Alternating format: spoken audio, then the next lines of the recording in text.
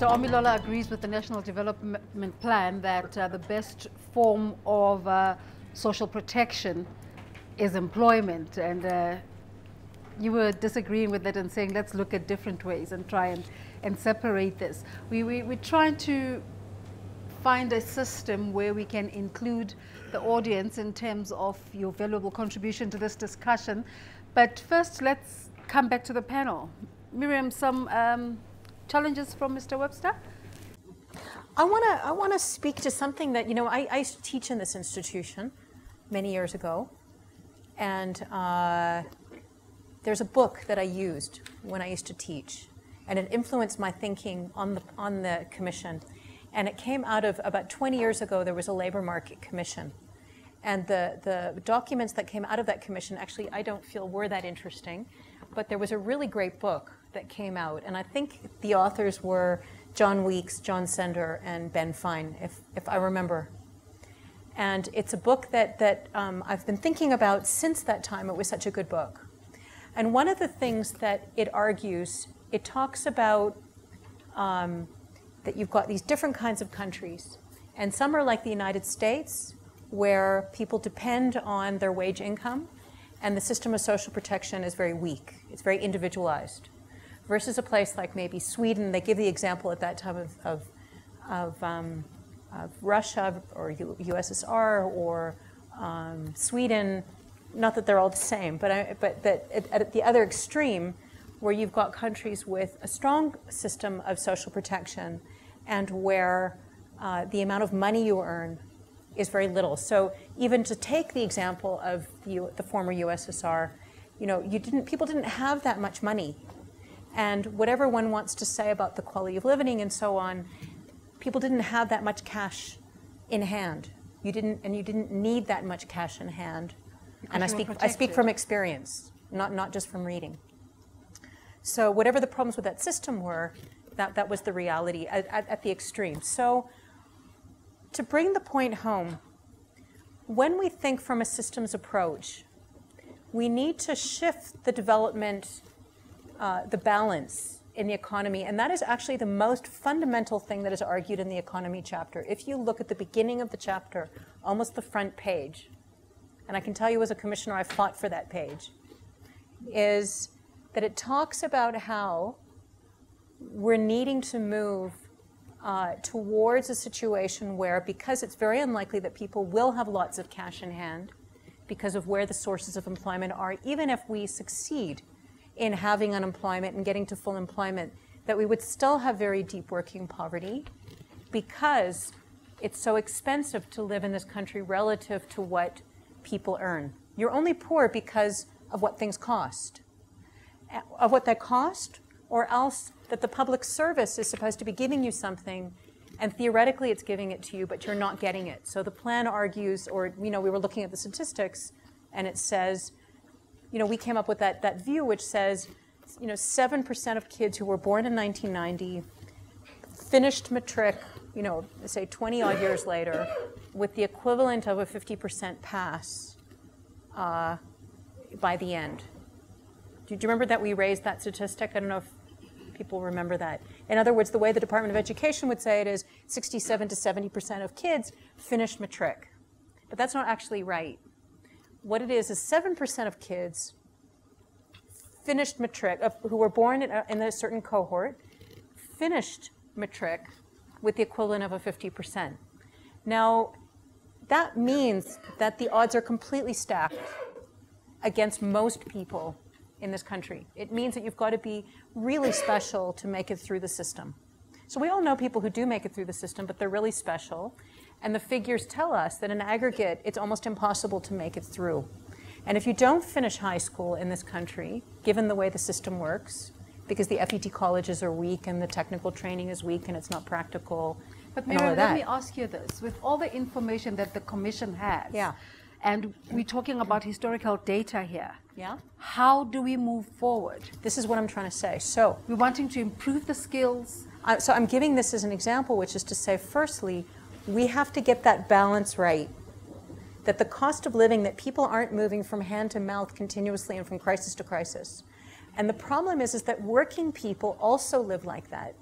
And there's no way that we're going to have sustainable economic growth unless people do have capabilities, are able to participate on a sustained basis, and the smallest kind of crisis doesn't throw them completely off course, that it should be the average person, that this is truly a middle-income country, that people experience what it's like to live in a middle-income country, and that people, whether it's through public services, the social wage, or we can just get affordable prices on basic wage goods, that we have a situation that it becomes possible for the majority of people to live a reasonably decent life without being superhuman. So the series of suggestions that get made, and this is the debate that we want to have nationally, and I'm sure my colleagues up there, even though they're hiding, would agree, give them an opportunity. Is to say, how would we define that decent life? There's so much that needs to get solved. But what's the most important thing? Food and nutrition, access to quality education, access to quality health care, being able to achieve a certain standard that enables participation. What would that mean? And we make a whole range of proposals. Yeah.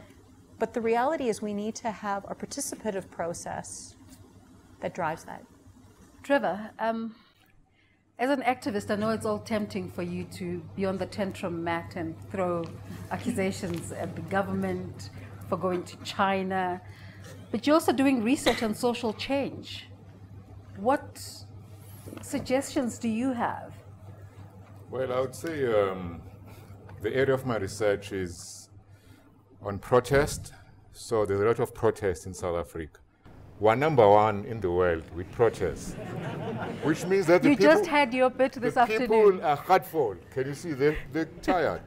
So the poor, the working class, they're not, sitting back and allowing the rich to trample on them. They're fighting back. And when people go on strike, when they protest, you shouldn't blame them, send the police. You should listen. What are they complaining about? So that's one thing we can do. Secondly, I think COSATU is calling for a national minimum wage. And I heard that Ramaphosa is going to have a meeting next week. Obviously, he's going to try a duck and dive, but we want that national minimum wage. The government must increase state spending. So there's a whole lot of lies about we're spending too much on the poor, we're spending too much on healthcare. Hey, how much are we spending on the National Health Insurance Plan? We were told it's going to be implemented in 4 years. Now we're told it's 15 years. Now I've heard that it's being handled by the World Bank. My God, the World Bank and our health system. And then also, we have to be more forthright. Stop the illicit repatriation of money, of profits out of the country. We've got a story now. Lonmin, Anglo-American, they're busy with, double accounting, transfer pricing. They're taking all our gold, all our platinum. They're also screwing us because they're not paying tax, because half the money they should pay, they hide it. Okay? And then thirdly, I think we should tax the rich. Okay? The rich, they're too rich. As if they're not being taxed enough already. Hey, Whitey Passon, he's making how much? 60 million a year. And how much is he paying his, But this is the conversation about entrepreneurship versus protection. Entrepreneurship is a bourgeois ideology to dupe us. You see, as soon as someone stands here and tells you about what affects you directly, which is your economic well-being, the economy, I should quote Malcolm X, we are being fooled, we are being duped, we are being taken for a ride. There is no way someone can talk about what affects you, and then you are puzzled. No. That's why they use all those fancy words to actually get away with murder. And then on 2030, in Soweto, I see Comrade Dale there, we organize grannies. So when you tell the grannies that, hey, the government says in 2030, they just cry, oh God. Where will I be in 2030? Hey, so I'm sorry to say, I won't use the vulgar words. There's an Afrikaner term which you use for a dog. But in that march, they were saying, 2030, 2030. Yeah. Okay, so also this idea of dependence, good people, you know, on social grants. This doesn't make sense. How can you be dependent on 300 rand a month per child? This is too little. Can you see? Yeah, in fact, you know, it's just a poverty trap. And then okay, I'm sorry, Ambassador, you know, I liked what you said. You try to balance things. But I can't believe that those who benefit from your welfare system, you know, the majority in Holland are saying, hey, let's link the welfare system to the labor market. I don't think so. I think that's an idea from the top. It's, you see, the welfare system, just as like our social grants, they can't just be taken away by the government like that. The people will fight back. Can you see? So it's not as if, you know, the bosses of Holland don't want to dismantle the welfare system. It's just that the people are resisting. You've seen all the, you know, global protests in all these countries. And then, yeah, I think that's all I wanted to say. Yeah, thank you. Iraj, with all of your research, what is blocking upward mobility for people who are considered poor in South Africa? I think what's one thing, poor education system and poor training, not just education and training, and this is where I think some successful European countries have a lot of practical lessons to teach us. There is a disconnect between our education systems, educational and training system, universities. They put up CETAs and CETA, please don't mention it, because that's just really one of the biggest mistakes we've made since 1994. So the system is failing. Australians couldn't beat us in rugby, they introduced CETA. That's the Australian Foreign Aid Help for South Africa, by the way. That's where the CETA has come from. But be as it may, the reality is that we must connect our business sector, where the skills and knowledge is transferred to become expertise, to our education system. There is a disconnect there. There has been appropriate emphasis on access to education. We have achieved that by and large, but we have not put emphasis on the quality of education. It's not just good that our kids must go to school, but it must be a type of school, the curriculum that is appropriate for today, for this economy. We cannot disconnect or have an education system which has education system, but it doesn't talk to the structure of the economy. Mariam talks very eloquently about the services sector. But services sector is not a uniform sector. And it's not a vulnerable, low paid, because services sector has got the waitresses in the restaurants, but it's also got IT guys who are supporting and making millions in a month. And there are services on engineering side and this and that. It is a whole lot of areas that fall into the services sector. If the South African economy in 10, 20 years' time, by its national resource endowment, is going to grow in a particular composition in terms of manufacturing, services, type of services, agriculture, etc., we got to say, well, what does it mean for our training schemes? CETA is not the answer.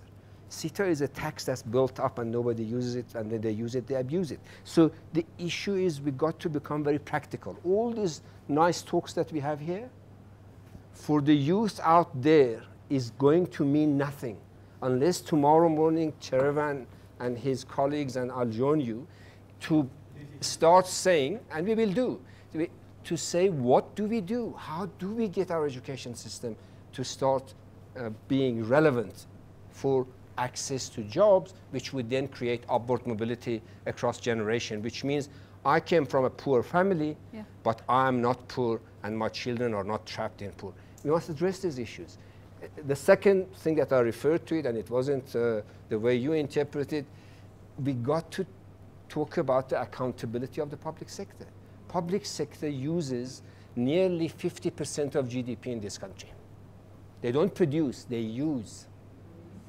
Now, the question is 50% of the national income that goes through the public sector, if it's not done productively, this economy has got no hope of sustaining its growth, which is a requirement, as our colleague from UNDP mentioned, is a requirement of getting people out of stress. These are the practical issues. These are not ideological issues of neoliberalism and old liberalism, communism or socialism. In every system that we want to have, we got to education relevant, we have to have public sector that's accountable and productive, and we got to get our businesses and our education system to be reinforcing the generation of the skills.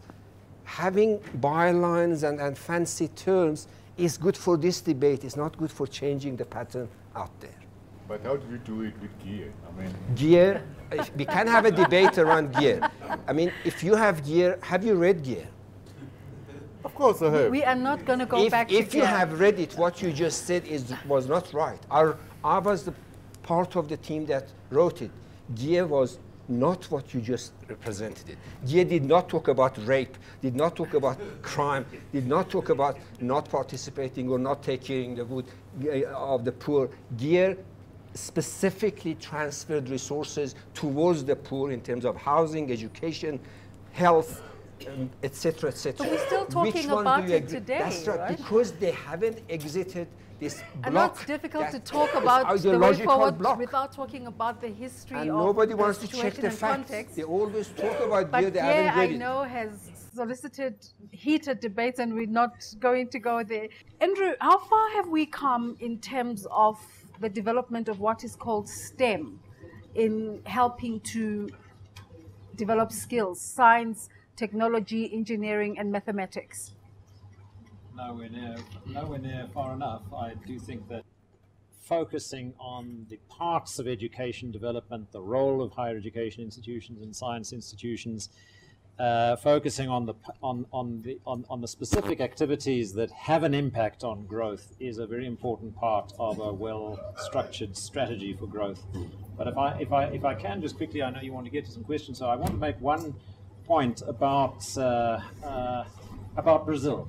And I talked about inequality and rising inequality, and Trevor also picked up If on Mr. that. Vavi was There here, is he a- would talk there's a- about the there's a- Lula there's a- moment. There is, of course, a very important part of the world where inequality has fallen and fallen very considerably over the last 20 years. Inequality peaked in Brazil in 1990 and has fallen quite substantially since. And so we do need to say, how has that been achieved? Several other Latin American countries as well have experienced a sort of peak in inequality and it's come down.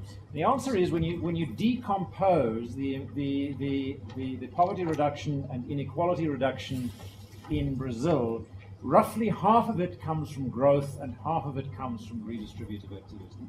Growth is important. You do have to have a growing economy, partly because that itself raises incomes, and partly because it strengthens the tax system and allows for redistribution. But the Brazilian redistribution has also been achieved through well-targeted spending programs. So strong emphasis on housing and urban development in cities. And there's an important lesson in that. It's easy to make the mistake of saying poverty is mainly in rural areas, concentrate resources on rural areas. There are important things you have to do in rural areas. Access to water is an important one. Strengthening land reform, we're way behind in land administration reforms in our rural areas. But the opportunities for employment and income generating activities in cities are far outweigh the potential of rural areas. And so building cities and building them well, building public transport systems that work, housing investments that are effective, not just RDP housing programs that governments invest in, programs that mobilize private investment in housing, those are critical. In respect of education, lastly, yes, improving education is important. Brazilian income and employment growth over the last decade has partly been a consequence of education improvements that began in the 1950s. But the really focused education opportunities in further education linked to jobs. Alex's point is what you want to do in your social investment has got to be tied to opportunities in the economy. So 75% of young people in Brazil now, 75% more young people in Brazil now go through formal education programs, not CETA type accredited things, formal further education programs, and that's made a huge difference. So concentrating the investments of the state in the things that are linked to, that are redistributive, but are linked to employment and growth is at the center of that, answering that question. What do you then do that becomes works? the role of your YT basons? You tax them as hard as you can, but you can't tax them all that much more than we do at the moment because then they go away. that's the problem with the problem with the tax system. So we have a redistributive tax system. We have progressive tax system. We could probably add another bracket in the tax system and tax the rich more heavily than we do. Strengthen the capital gains tax system, which has very substantially improved the effectiveness of the tax system in getting to high net worth. And it doesn't individuals. discourage But in innovation. the end, you're competing with the rest of the world. If you Yeah. really are aggressive in taxing the rich, taxing professional people, taxing highly skilled people, they go somewhere else. Nationalize Only them. growth. Did I see Julius in the room? No, it Imran. makes sense. And then Yeah. when bureaucrats get rich, what's the good of that? No, under workers' control. Imran, just talk to us more about your concept of separating protection and employment. Okay, so I mean, let me take one step back. We spoke in the room early on about everyone arguing that they have something exceptional about them, and that might be a bad way to think about the world. But here's something that strikes me that is really exceptional about South Africa. When I step out of South Africa and I go into a place such as the one Eddie described, what you see there is large amounts of economic activity. So step into Mumbai, step into Accra, you see large numbers of people doing economic activity. You see a vibrant local economy with people producing stuff that there's others consuming in sort of marginalized areas among poor people. What you see in South Africa, if you head to the Transkei, is no economic activity, and what people buy there is largely stuff that is produced by the large firms, by the large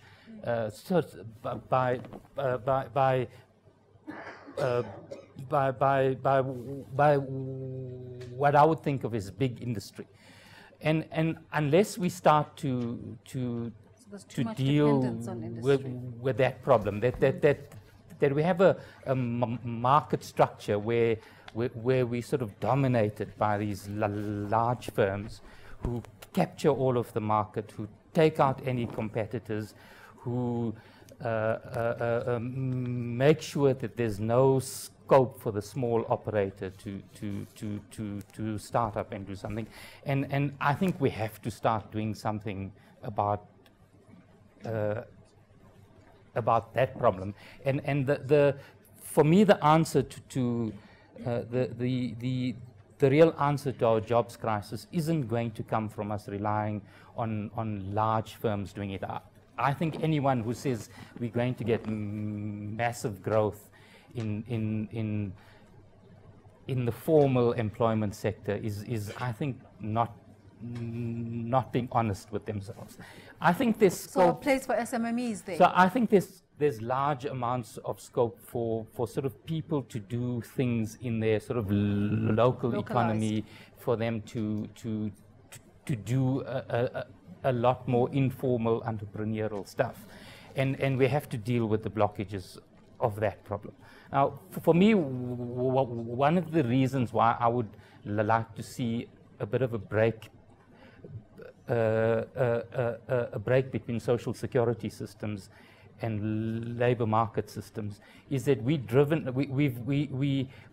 basically providing social security for a small group that have jobs in the formal sector.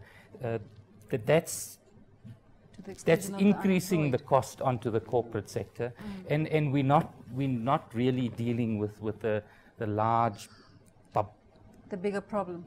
bulk of sort of people who sort of don't have that, and we deal with them through some sort of social protection systems, but that's not really social security. So I want to see that link break, because I think we're not going to get jobs we're not going to get sort of get jobs from the formal sector for as long as I can see, and we're going to have to think outside the box.